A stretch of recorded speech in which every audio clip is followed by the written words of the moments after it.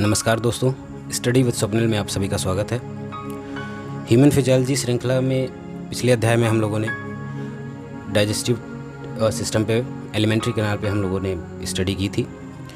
आज उसी श्रृंखला को आगे बढ़ाते हुए next topic which is called human respiratory system, उसके बारे में हम लोग आज थोड़ी सी पढ़ाई करेंगे।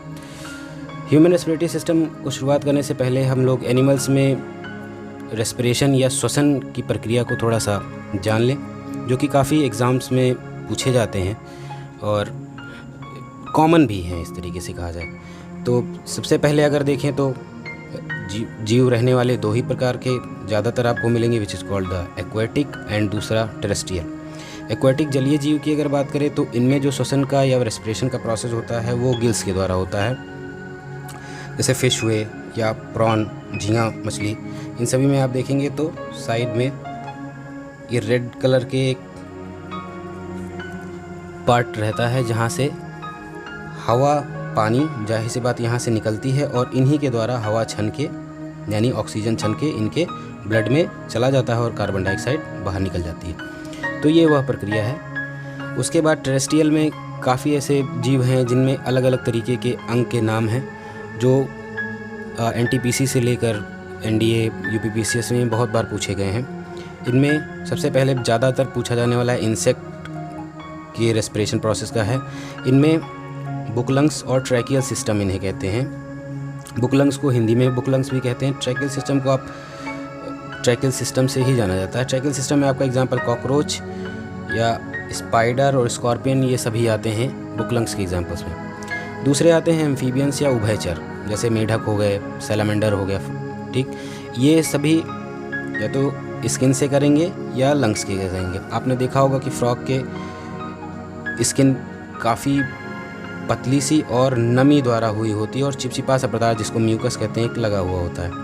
ये एक्चुअली क्या करता है, हवा को ट्रैप करता है और हवा को ट्रैप करने पर सामान्य विसरण के माध्यम से या डिफ्यूज़न के माध्यम से गैसेस का एक्सचेंज हो जाता है।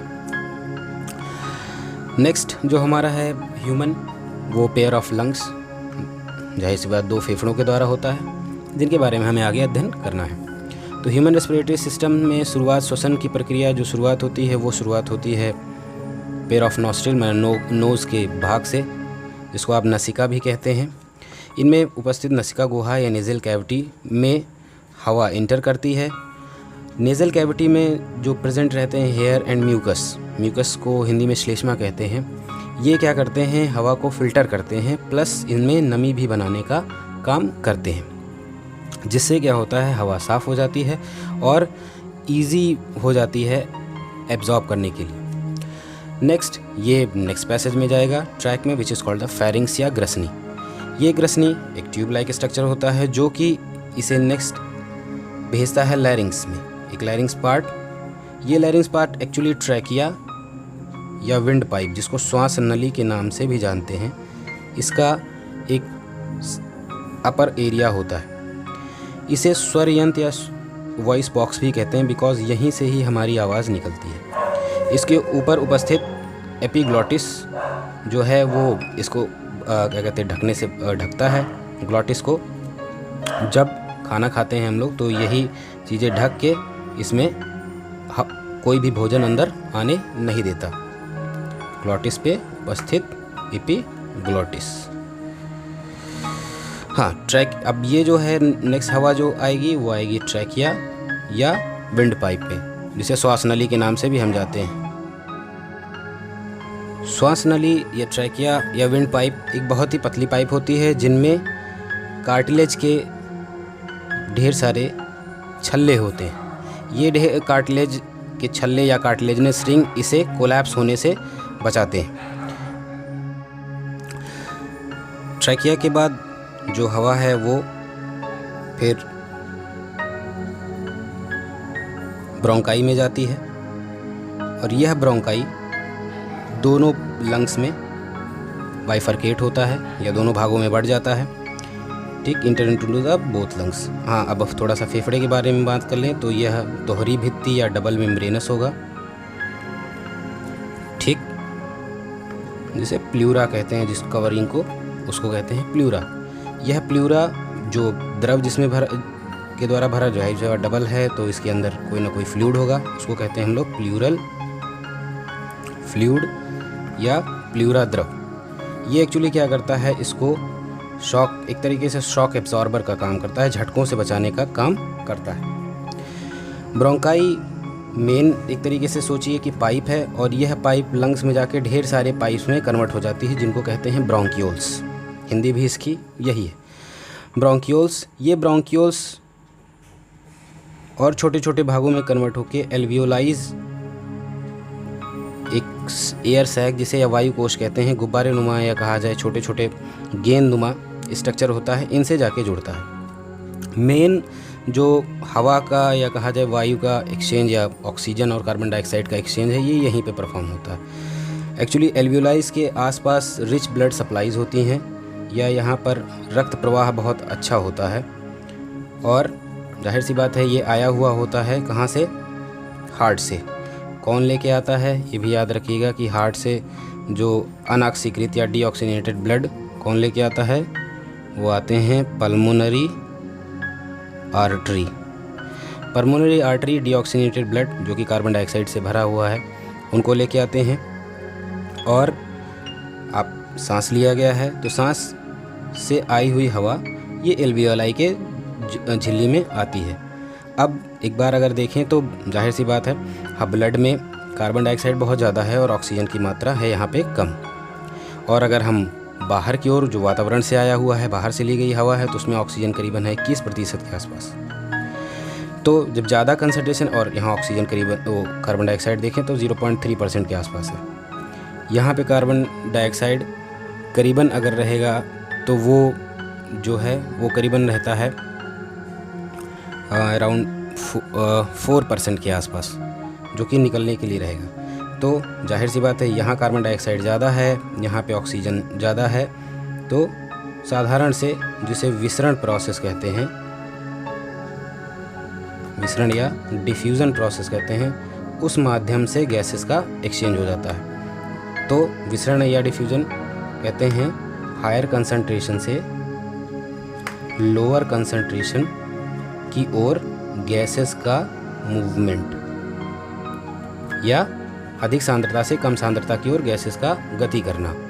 तो कार्बन डाइऑक्साइड इधर ज़्यादा है तो वो जाहिर सी बात है साम्यावस्था में इक्विलिब्रियम लाने के लिए वो एयर सैक के अंदर जाएगा, और ऑक्सीजन इसी तरीके से ब्लड में आ जाएगी। हाँ, इनको कैरी कौन करेगा, आरबीसी, वो कार्बन डाइऑक्साइड और ऑक्सीजन दोनों को कैरी करेंगे। जैसे ही यह एक्सचेंज एक साम्यावस्था या इक्विलिब्रियम स्टेज में आता है, यह प्रक्रिया आगे की ओर बढ़ जाती है, यानी यह अब जो है वो ऑक्सीजनेटेड ब्लड हो गया है और वह आगे कोशिकाओं के पहुंचने के लिए तैयारी करता है। इस ब्रीदिंग प्रोसेस में दो मुख्य प्रोसेस आते हैं, सांस लेना, ये हो गया सांस लेने की प्रक्रिया, और एक्सहेलेशन, इनहेलेशन।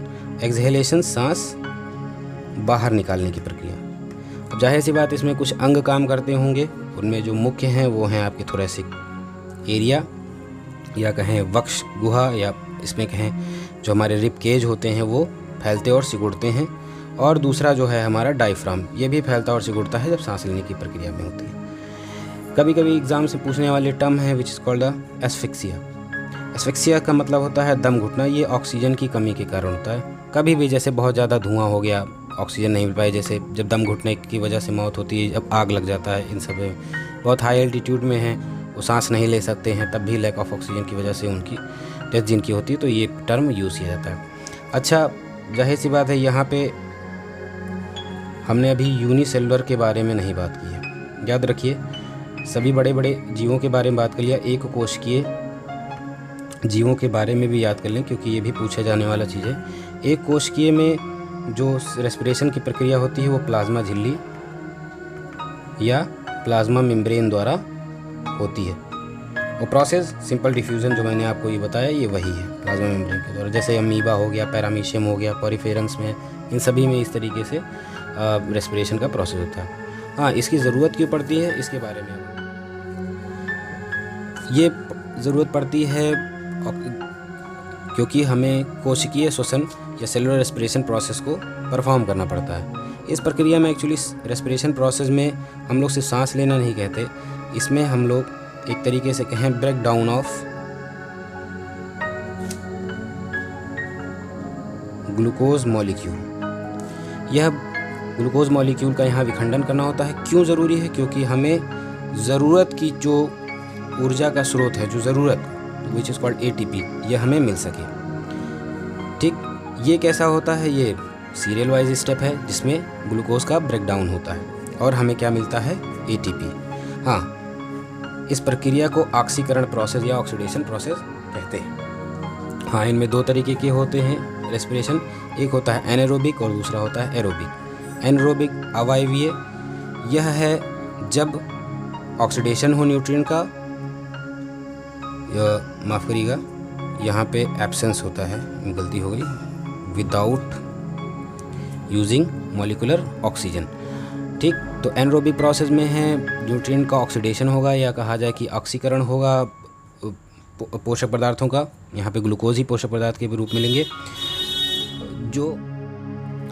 जो कि बिना ऑक्सीजन की उपस्थिति में होता है। इसमें एक्चुअली ग्लूकोज ग्लाइकोलिसिस प्रक्रिया में, जो कि साइटोप्लाज्म में होगा, ठीक, कोशिका के, पायरुविक एसिड में कन्वर्ट होता है। ये प्रक्रिया जो है पायरुविक एसिड होने का, ये एरोबिक एनारोबिक दोनों में होता है। दो मॉलिक्यूल्स के पायरुविक एसिड में यह कन्वर्ट होगा। पायरुविक एसिड का अगर हम देखें फॉर्मूला तो कुछ इस तरीके से, जो ऑक्सीजन की अनुपस्थिति में यह पूर्णतः दहन नहीं हो पाता या क्या है कंप्लीट इसका बर्निंग नहीं हो पाती, तो यह कन्वर्ट होता है इथाइल अल्कोहल में, एनर्जी यह देगा, और कार्बन डाइऑक्साइड के मॉलिक्यूल में। जबकि एरोबिक या ऑक्सीजन की उपस्थिति में जब यह प्रक्रिया होती है तो पायरुविक एसिड तो जस्ट जनरली उसी तरीके से ही पैदा होगा, बट ये जो प्रक्रिया है ये माइटोकॉन्ड्रिया में होगा, और माइटोकॉन्ड्रिया में कंप्लीट ऑक्सीडेशन होता है इस ग्लूकोज मॉलिक्यूल का, एक तरह से कहें, जो कि पायरुविक एसिड में कन्वर्ट हुआ है। क्योंकि pyruvic acid acetyl coenzyme A के साथ मिलकर एक पूरी की पूरी सीरीज़ चेन की, जिसको कहते हैं क्रेब्स साइकिल, उनके द्वारा यह परफॉर्म होता है, जिसमें यह पूर्णतः दहन होता है 6 कार्बन डाइऑक्साइड, वाटर, और आपको मिलते हैं टोटल, एक्चुअली ये टोटल है, टोटल 38 ATP के आसपास मिलता है। ये तो बात रही कि एरोबिक और एनारोबिक। मान लीजिए कभी कभी हमारे मसल्स में भी क्रैम्प्स होती हैं, तो इनमें क्या होता है? लगातार काम करने की वजह से हमें ऑक्सीजन की उपस्थिति में थोड़ी देरी हो जाती है।